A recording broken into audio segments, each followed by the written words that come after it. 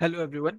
So data visualisation with matplotlib का ये fourth video है एंड आज की इस वीडियो में हम लोग एक नया चार्ट कवर करेंगे that is pie chart.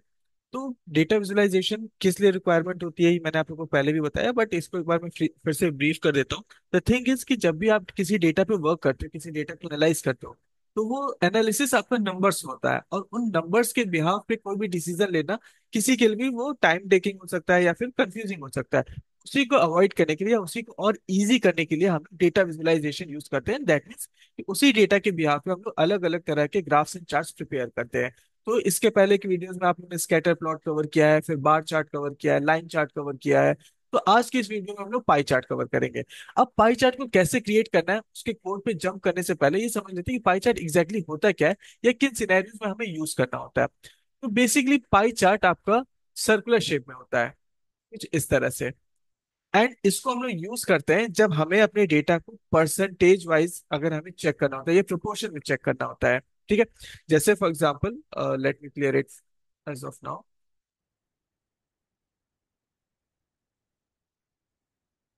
Okay. अब ये हमारा एक तरह से पाई चार्ट है। अब इसमें हम लोग कैटेगरी वाइज डेटा हम अपने यहाँ पे चेक कर सकते हैं। जैसे फॉर एग्जांपल, लेट्स से कि अभी मैं आपको शो करूंगा।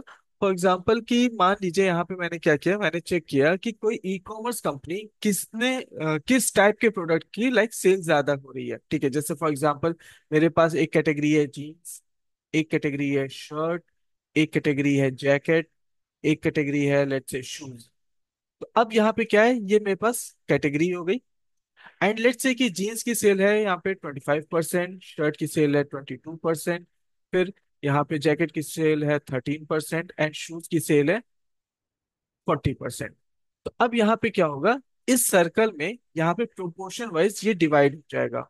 लाइक ये हो गया आपका जीन्स के लिए 25%, फिर ये हो गया आपका शूज के लिए, फिर उसके बाद ये हो गया आपका लाइक शर्ट के लिए, एंड देन ये हो गया आपका जैकेट के लिए। जैकेट का यहाँ पे स्लाइस थोड़ा सा कम रहेगा बट मैंने गलत ड्रॉ कर दिया है।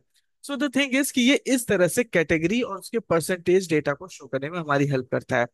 तो अब हम लोग ये यूज कहाँ पे करते हैं, बेसिकली जब हमारे पास लाइक हमें कैटेगरी वाइज किसी लाइक किसी सिनेरियो की परफॉर्मेंस चेक करना होता है। ठीक है, कि किस कैटेगरी का कितना कंट्रीब्यूशन है, कितने परसेंट का कंट्रीब्यूशन है, वहां पे हमारे लिए पाई चार्ट बेस्ट ऑप्शन होता है। तो ये था पाई चार्ट के बारे में। दो तीन चीजें मैं और बताऊंगा लेकिन अभी के लिए हम जंप करते हैं कोड पे। तो सबसे पहले मैं डेटा के बारे में बता देता हूँ। ये डेटा आप लोगों ने पहले एक भी वीडियो में देखा होगा, मैं इसमें एक बार फिर से ब्रीफ कर देता हूँ। तो ये एक रिटेल सेल का डेटा है।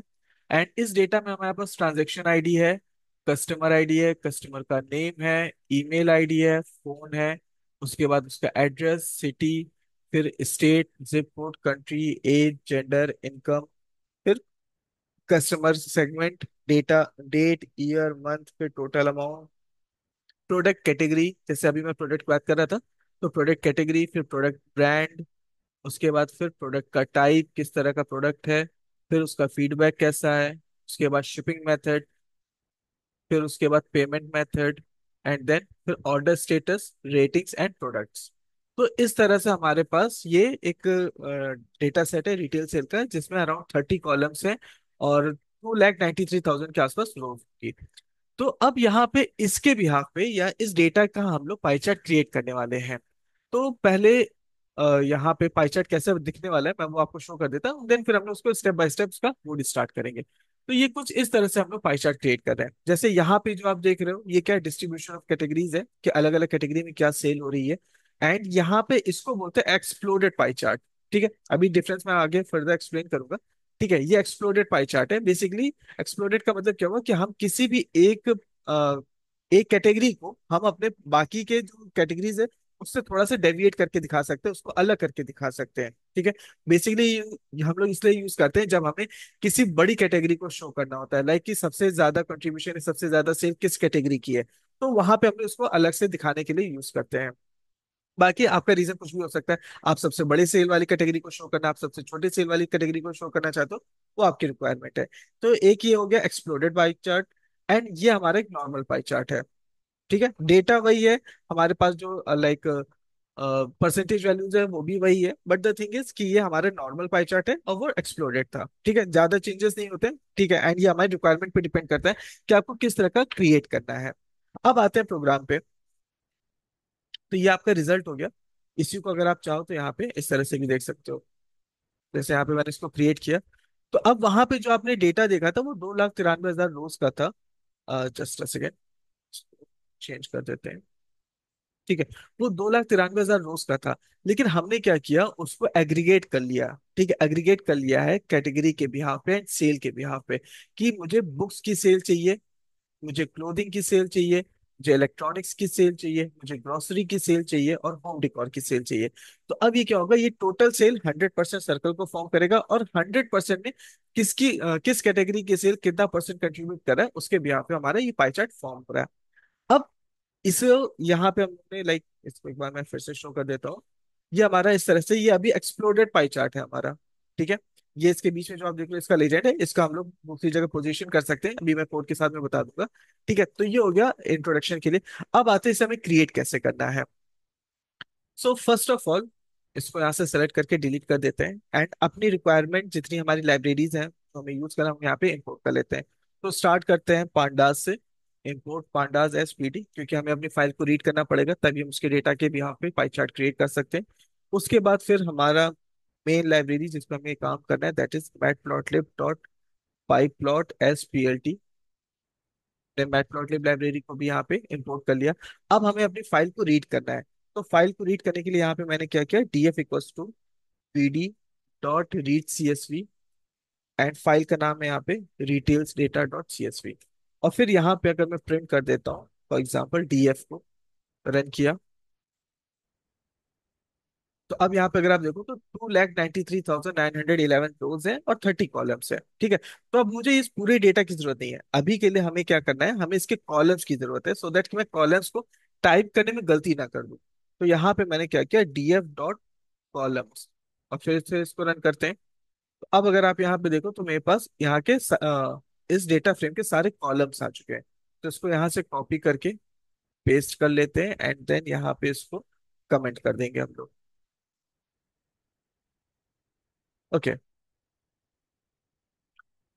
ऑलराइट, अब हमें इसे एग्रीगेट, यहाँ पे हमें ग्रुप बाय करने की जरूरत है। ठीक है, हम हर रो के बिहाफ पे पाई चार्ट नहीं क्रिएट करते, हम कैटेगरी क्रिएट करते हैं, उस कैटेगरी के बिहाफ पे हम लोग चेक करते हैं, या जो पाई चार्ट हमें क्रिएट करना होता है उसे क्रिएट करते हैं।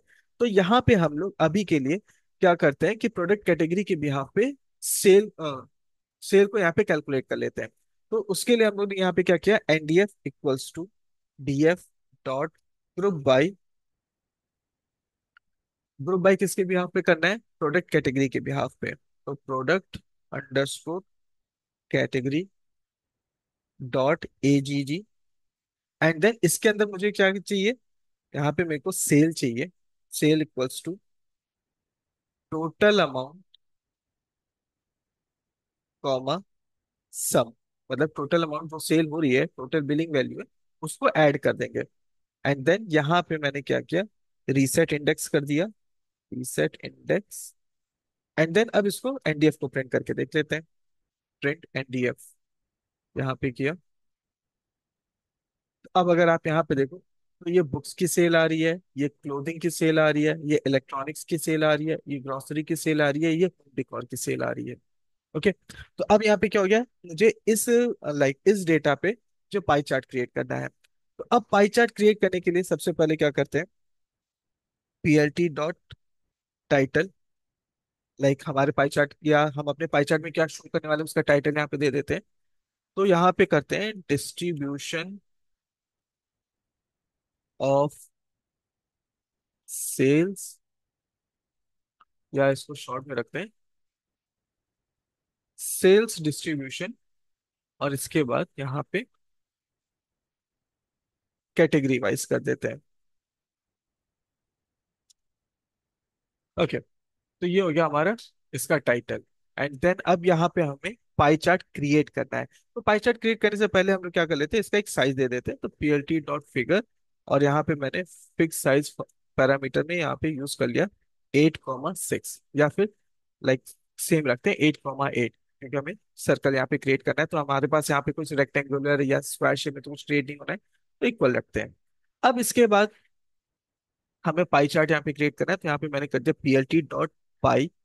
अब यहाँ पे हमें क्या क्या डेटा चाहिए, हमें यहाँ पे हम लोग पहले प्रोवाइड करेंगे एनडीएफ सेल, मतलब न्यूमेरिकल वैल्यू जो हमें यहाँ पे यूज करनी है। उसके बाद फिर यहाँ पे हम लोग कर देंगे कि हमें क्या कलर्स यूज करने हैं। ठीक है, या फिर हम लोग लेबल भी दे सकते हैं कि लेबल हमें क्या चाहिए। तो यहाँ पे मैंने लेबल इक्वल्स टू, लेबल में हम लोग यहाँ पे प्रोवाइड कर देंगे एनडीएफ का, यहाँ पे हो जाएगा प्रोडक्ट कैटेगरी, सो दैट हमें पता चल जाए कि जो भी परसेंटेज वो शो कर रहा है, ये जो सेल वैल्यू सेल्स परसेंटेज वो शो कर रहा है वो किस कैटेगरी से बिलोंग करती है, किस कैटेगरी का है। ठीक है, ये हो गया इसका लेबल। एंड देन इसके बाद अब आप चाहो तो यहाँ पे कलर्स का पैरामीटर दे सकते हो, या फिर वो बाय डिफॉल्ट खुद से कलर्स पिक कर लेगा। ठीक है, उसको भी हम चेक कर लेंगे। एंड देन अब यहाँ पे हमें क्या करना होगा, ऑटो परसेंटेज हम लोग देंगे। एक पैरामीटर होता है ऑटो, पीसीटी, ऑटो परसेंटेज। इसका पर्पस ये होता है कि ये खुद से सेल की जो वैल्यू है उसके बिहाफ पे परसेंटेज कैलकुलेट कर लेता है। एंड परसेंटेज इसलिए जरूरी होता है सो दैट कि वो एक कंप्लीट सर्कल फॉर्म हो सके। ठीक है, तो अब यहाँ पे ऑटो परसेंटेज का जो फॉर्मेट होता है वो इसी तरह से हम लोग यूज करेंगे।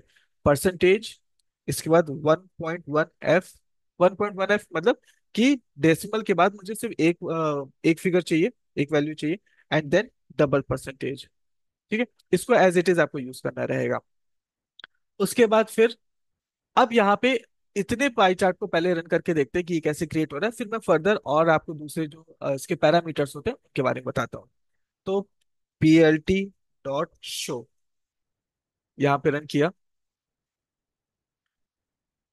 अब यहाँ पे अगर आप देखो तो ये इसका सेल्स डिस्ट्रीब्यूशन कैटेगरी वाइज, यहाँ पे क्या गलती की मैंने। ओके, अभी चेक कर लेते हैं।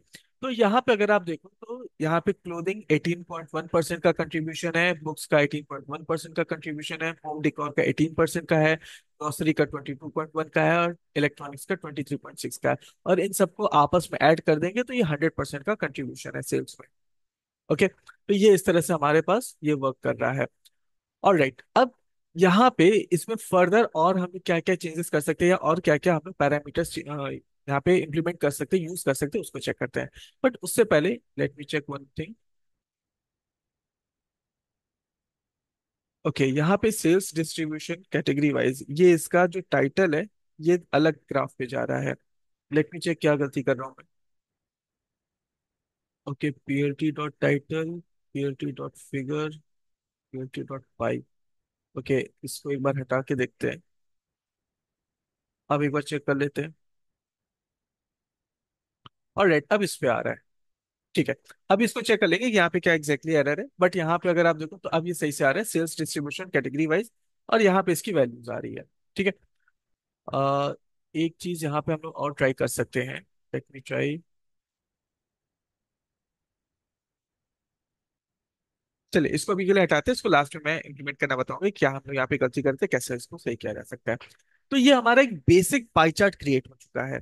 ठीक है, अब इसमें थोड़े से और पैरामीटर्स यूज करते हैं। लेट्स से यहाँ पे मैंने फॉन्ट साइज यूज किया, सो दैट कि इसका फॉन्ट साइज मैं यहाँ पे बड़ा कर सकूं 0.8। फिर फॉन्ट कलर यूज कर लेते हैं। फॉन्ट कलर यहाँ पे मैंने कर दिया लेट्स से रेड। इसको ट्राई करते हैं ये वर्क कर रहा है कि नहीं। ओके, ये यहाँ पे प्रॉब्लम कर रहा है।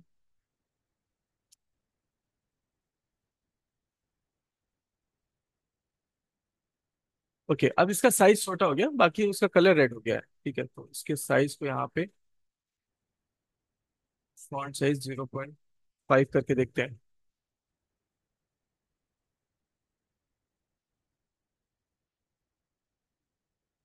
ओके, फॉन्ट साइज को हटा के देखते हैं, ये बाय डिफॉल्ट इसका जो साइज होगा ये साइज में आ जाएगा।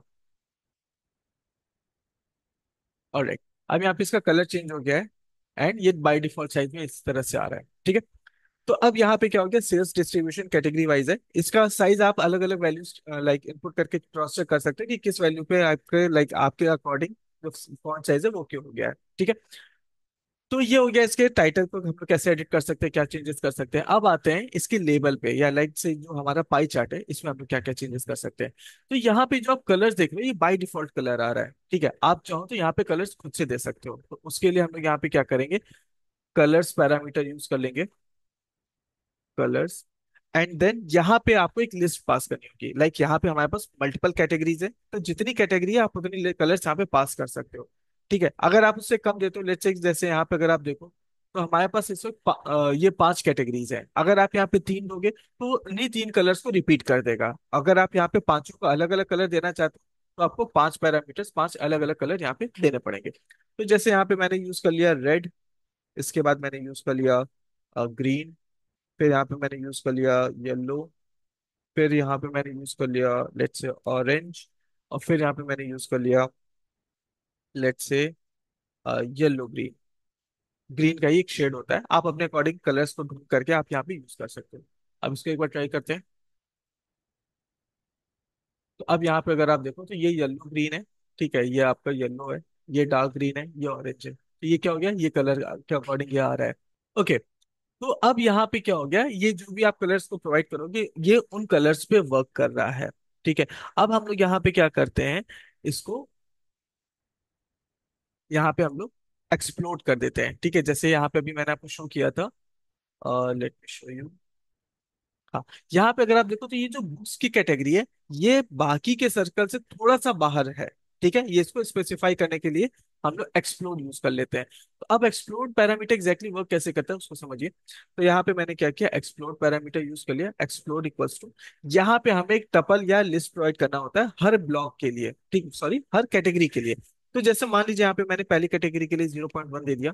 ठीक है, 0.0 से लेके 1 तक की रेंज में आप यहाँ पे यूज करते हो। ठीक है, 0.1 यहाँ पे मैंने यूज कर लिया, और बाकी के लिए भी आपको यहाँ पे वैल्यूज देनी पड़ेगी, 0.0, 0.0 एंड 0.0। तो 5 मेरे पास कैटेगरीज है, पहली कैटेगरी, दूसरी, तीसरी, चौथी एंड पांचवी। अब इसको यहाँ पे रन करते हैं। अब यहाँ पे अगर आप देखो तो यहाँ पे एक कैटेगरी जो बुक्स है, ये हमारी क्या हो गई, ये बाहर हो गई।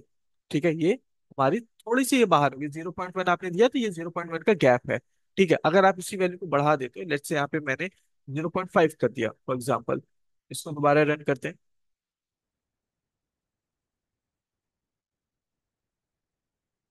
अब यहाँ पे अगर आप देखो तो ये 0.5 का गैप है। ठीक है, तो यहाँ पे आप इस तरह से अपने किसी पर्टिकुलर कैटेगरी को बाकी के सर्कल के कंपैरिजन बाहर रख करके उसको लाइक नोटिसेबल बना सकते हो। ठीक है, इसकी रिक्वायरमेंट यही होती है। एक्सप्लोड हम लोग इसीलिए यूज करते हैं कि हमें किसी पर्टिकुलर ब्लॉक को या किसी पर्टिकुलर कैटेगरी को अगर हमें नोटिसेबल बनाना हो। ठीक है, अब ये क्या है, 0.5 के गैप है। आप चाहो तो ये बाकी के जो आप देख रहे हो, इन सबको भी सेम गैप दे सकते हो। ठीक है, आपकी रिक्वायरमेंट पर है, आप चाहो तो सेम गैप दे दो या डिफरेंट दे दो। ठीक है, it depends on you. 0.5, 0.5 and then 0.5, इस तरह से। और यहाँ पे मैंने इसको रन कर दिया। अब यहाँ पे अगर आप देखो तो ये सब क्या है, 0.5 के गैप में। बट अब ये बेटर नहीं है। ठीक है, ये लाइक एक आइडियल ऑप्शन नहीं है, मैंने बस आपको एक एक्सपेरिमेंट करके आपको बता दिया है कि आप इसको इस तरह से कर सकते हो। ठीक है, बट एक्चुअल में हम लोग इस तरह से नहीं करते हैं। हमें जो जिसको स्पेसिफाई करना होता है, जिसको नोटिसेबल बनाना होता है, हम सिर्फ उसी को गैप देते हैं, उसको फिर हम लोग लाइक बाहर कर देते हैं बाकी के सर्कल से। ओके, तो अब इसको करेक्ट कर लेते हैं। एंड अब यहाँ पे हम लोग एक पैरामीटर और यूज करते हैं, दैट इज शेडो। ठीक है, लाइक जो भी हमारे पास, जो भी हम लोग एक्सप्लोर करके बाहर कर रहे हैं, आप उसको एक शेडो दे सकते हो। तो शेडो इक्वल्स टू, यहाँ पे मैंने ट्रू कर दिया। अब रन करते हैं इसको। तो अब यहाँ पे क्या हो जाएगा कि ये जो बाहर गया है इसका एक शेडो यहाँ पे क्रिएट हो गया है। ठीक है, इस तरह से। या फिर ये जो बाकी का सर्कल आप देख रहे हो, इसका भी एक शेडो क्रिएट हो गया। इनके बीच का शेडो आप नहीं देख पा रहे हो क्योंकि ये सारे कनेक्टेड है। जैसे आप एक्सप्लोर करोगे तो इनका भी शेडो आपको दिखने लगेगा। ठीक है, तो ये भी एक पैरामीटर है जो आपके पाई चार्ट को और बेटर वे में लाइक शो करने में या फिर उसको और अट्रैक्टिव करने में आपकी हेल्प करता है। ऑलराइट, तो ये था एक्सप्लोड और शैडो के बारे में। अब यहाँ पे हमारे पास कुछ ऑप्शनल भी पैरामीटर्स होते हैं। ठीक है, कुछ ऑप्शनल फंक्शंस होते हैं, मैं आपको बता देता हूँ। ठीक है, ऑप्शनल इसलिए क्योंकि ऑटोमेटिक हमारा ये पाई चार्ट क्रिएट तो हो रहा है, बट क्या होता है कि कभी कभी अगर आपके पास डेटा अलग अलग, लाइक डेटा का अमाउंट कम ज्यादा हो रहा है, तो वहां पे क्या होता है, जो आपका सर्कल है वो डिस्टॉर्ट हो जाता है, वो हॉरिजॉन्टली कभी शिफ्ट हो जाएगा, कभी वर्टिकली शिफ्ट हो जाएगा। तो इसको हैंडल करने के लिए हमारे पास एक कमांड होता है, दैट इज plt.access। ठीक है, plt.access, और यहाँ पे इसको अंदर हम लोग प्रोवाइड कर देते हैं इक्वल। ठीक है, ये क्या करता है, ये मेक श्योर करता है कि आपका जो सर्कल हो वो आपका राउंड हो, लाइक कंप्लीट शेप में हो। ठीक है। अब यहाँ पे जब मैं इसको रन करूंगा, ओके, तो एक ये है आपके पास ऑप्शनल है, आप लाइक आपकी रिक्वायरमेंट पे अगर आपका सर्कल डिस्टॉर्ट हो रहा है, आपका पाई चार्ट डिस्टॉर्ट हो रहा है, तो आप यूज करो, अदरवाइज आप इग्नोर कर सकते हो। इसके अलावा एक हमारे पास और होता है, that is start angle. Start angle equals to 140 यहाँ पे हम लोग प्रोवाइड करें। अब ये एग्जैक्टली करता क्या है इसको समझ लेते हैं पहले। ठीक है, ये हमारा लेफ्ट साइड में आ गया। तो बेसिकली जब भी हम कोई पाई चार्ट क्रिएट करते हैं, तो वो 3 o'clock से स्टार्ट होता है। Just a second.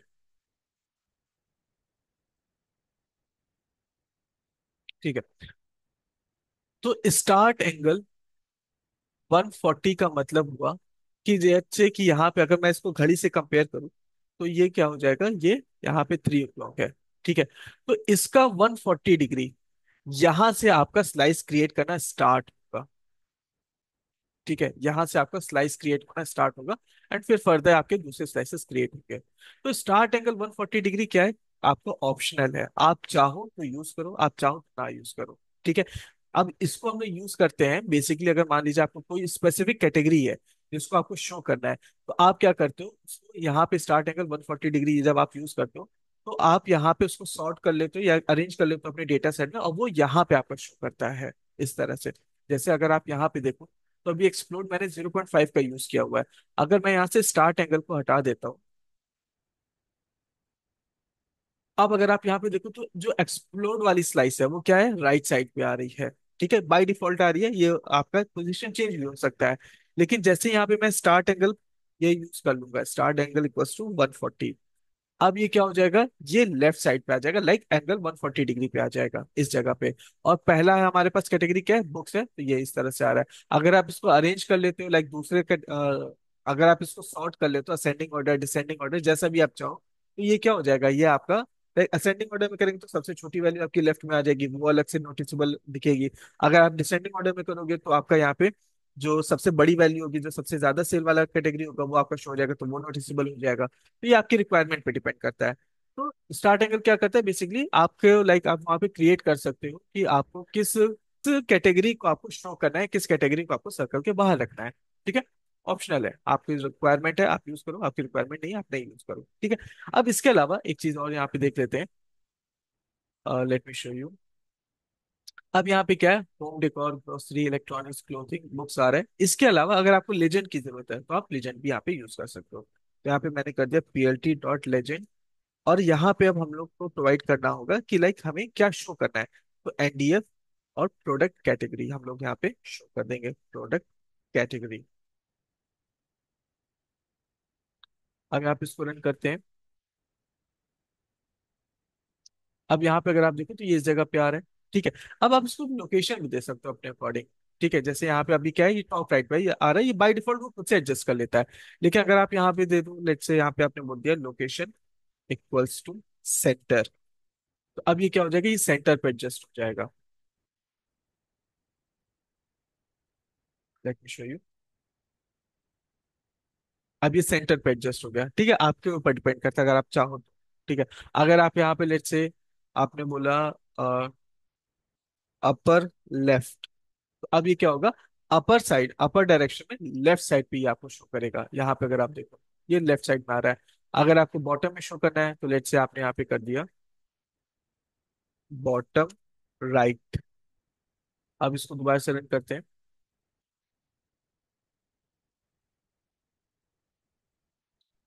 Bottom right is not, okay I think down right है ये।